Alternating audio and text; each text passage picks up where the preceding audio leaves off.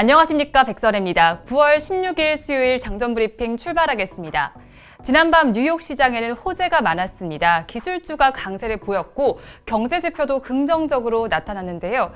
하지만 FOMC 회의 결과를 앞둔 관망세가 상승폭을 제한하는 모습이었습니다. 3대 지수는 일제히 상승 마감했습니다. 자세한 지수 상황 살펴보겠습니다. 다우 지수는 전강 후약의 장세를 펼쳤습니다. 장 시작 후 장중 고점을 찍더니 마감을 앞두고 마이너스로 전환되기도 했는데요. 다행히 소폭 오르며 마감했습니다. 0.01% 상승한 27,995선의 종가 형성했습니다. 대형주 위주의 S&P 500 지수는 0.52% 올라주며 3,401선에 마쳤고요. 기술주 중심의 나스닥 지수의 상승폭이 가장 큽니다. 1.21% 올라주며 11,190선에 마무리했습니다. 먼저 기술주 이야기부터 해보겠습니다. 기술주는 이달 초 급락했는데요. 주가가 낮아지다 보니 매수 자금이 몰려들었습니다. 주요 기술주들은 상승세를 보였는데요. 마가는 모두 상승했고 테슬라도 급등세를 이어갔습니다. 특히 애플의 경우 장중 3% 넘게 오름세 보였는데요. 우리 시간으로 오늘 새벽 2시부터 애플은 신제품 발표회를 개최했습니다. 다기능 아이패드 등 새 모델을 공개했는데요. 하지만 시장에서 기대하던 새로운 아이폰 12는 공개하지 않았습니다. 이 소식에 실망 매물이 나오면서 소폭의 상승에 그쳤습니다. 한편 엔비디아는 암 인수 모멘텀이 지속되면서 상승했고요. 오라클 역시 틱톡과의 협력 호재 상승세 이어갔습니다. 거기에 경제 지표들도 증시의 상승에 부채질을 했습니다. 미국과 중국, 독일 등의 주요 경제 지표가 호조세를 보였는데요. 미국의 8월 수입 물가는 전월보다 0.9% 상승하며 시장의 예상치를 큰 폭으로 웃돌았습니다. 7월 수입 물가는 0.7% 상승해서 1.2% 상승으로 상향 조정이 됐고요. 8월 수출 가격은 지난달보다 0.5% 오름세 보였습니다. 9월 뉴욕주의 엠파이어 스테이트 지수는 17로 역시 시장의 예상치보다 좋았습니다. 다만 8월 산업 생산은 시장의 예상치를 밑돌았습니다. 중국의 지표 역시도 좋았습니다. 8월 산업 생산이 지난해 같은 기간보다 5.6% 증가했고 8월 소매 판매 역시 0.5% 상승했습니다. 시장의 전망치와 전월치를 모두 상회했는데요. 중국의 소매 판매가 지난해보다 증가한 것은 올해 들어 처음입니다. 유럽의 경제 지표도 긍정적이었습니다. 유럽의 최대 경제국인 독일의 경기 전망을 보여주는 유럽경제연구센터의 9월 경기 기대지수는 77.4로 나타났는데요. 2000년 초 이후 최고 수준이고 시장의 예상치도 웃돌았습니다. 하지만 상승폭을 제한한 요인은 하나 있었습니다. 연준은 어제부터 FOMC를 개최했는데요. FOMC 결과 발표를 앞두고 관망세가 커지고 있습니다. 이번 회의는 평균 물가 목표제 도입을 발표한 이후 처음 갖는 회의인데요. 제롬 파월 의장이 장기 저금리 유지 방침을 재확인할 것으로 전망하고 있습니다. 호재가 감싸준 뉴욕 시장은 모두 플러스권에 들었습니다. 이어서 뉴스 체크해보겠습니다. 첫 소식입니다. 트럼프 대통령이 대선 선거운동의 마지막 주간을 향해 나아가는 가운데 외교적 성과를 알렸다.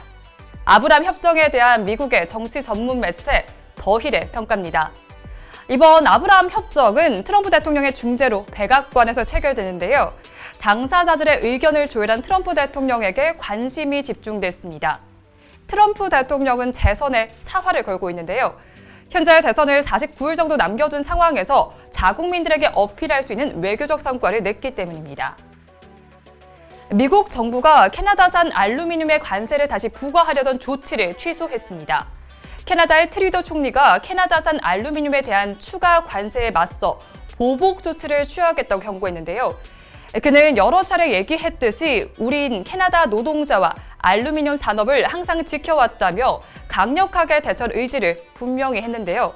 이 소식에 철회에 나선 겁니다. 앞서 지난달 6일 트럼프 대통령은 오하이오주에서 선거 유세를 하던 도중 국가 안보를 이유를 들어 캐나다산 알루미늄 제품에 10% 관세를 부과하겠다고 공표한 바 있습니다. 우리나라의 재정 적자와 국가 채무 누적을 방지해야 한다는 주장이 나왔습니다. 현재 정부 소비 비중이 성장률 최대화와 실업률 최소화를 달성하는 수준보다 커졌기 때문인데요. 한국경제연구원은 16일 성장률 최대화, 실업률 최소화 달성을 위한 정부 소비 비중 추정과 시사점 분석을 통해 이같이 밝혔습니다. 지난 2010년부터 2018년까지 정부 소비 비중을 OECD 통계에 기반해 분석했는데요. 해당 기간 우리나라의 정부 소비 비중 증가폭은 1.4%포인트로 콜롬비아에 이어 OECD 2위였습니다. OECD 37개 나라 중 우리나라를 포함한 7개 나라만이 정부 소비 비중이 증가했고 나머지 30개 나라는 정부 소비 비중이 감소했습니다. 아시아나항공 인수 계약 해제 통보 나흘 만에 HDC 현대산업개발이 입을 열었습니다. 사실상 역공을 취한 셈인데요. 계약금 2,500억 원을 되찾기 위한 법적 대응 의지를 나타내면서 법정에서 주장할 명분이 무엇인지에 관심이 집중되고 있습니다. 어제 HDC 현대산업개발은 보도 자료를 내고 금호산업이 일방적으로 아시아나항공 인수 계약 해제를 통지해 온 것에 대해 유감을 표한다면서 성공적인 인수를 위해서 매진해 왔기에 현재 일방적인 해제 통지가 당황스럽고 안타깝다고 밝혔는데요. 앞서 금호산업과 아시아나항공은 지난 11일 HDC 현대산업개발에 계약 해제 통지서를 이메일로 전달했습니다.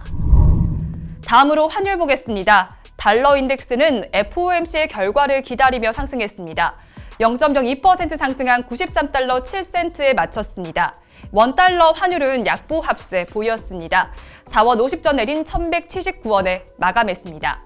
NDF 역의 환율이 1,180원대로 마친 것을 감안하면 오늘 원달러 환율은 큰 변동 없이 시작할 것으로 보입니다. 끝으로 오늘 이슈앤 테마입니다.